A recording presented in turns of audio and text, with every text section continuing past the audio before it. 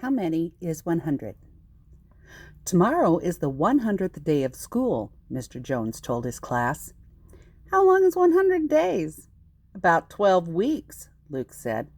No, it is 10 months, Jim said. You both are wrong, Anne said. It's a whole year. How long is 100 days? The class asked Mr. Jones. Mr. Jones smiled. I'm not going to tell you, he said. I want you to find out for yourselves. How can we do that? The children asked. I want you to go home and think about it, Mr. Jones said. Tomorrow, each one of you should bring 100 of something. I do not know of anything, Mike said. Neither do I, John whined. Just think about it. Look around you. I'll bet everyone can find 100 of something. Mr. Jones sent the children home. All of them thought and thought. They looked and looked. The next day, all the children brought bags to school. Well, all the children but Bill. What did you find? Mr. Jones asked. I brought 100 buttons, Eve said.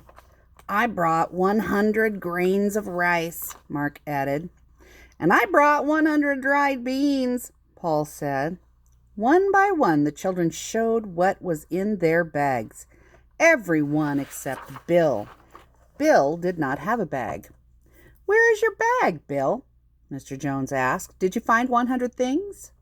Yes, said Bill, but what I brought will not fit in a bag. How did you carry your 100 things then? Asked Mr. Jones. Bill smiled. I could not carry what I brought. He's too heavy. I brought my great Uncle Joe. A very frail man with white hair and blue eyes came into the room. He was in a wheelchair. We're glad to have you here, Mr. Jones said. Bill, did you bring 100 great uncles with you? Bill laughed. Mr. Jones was silly.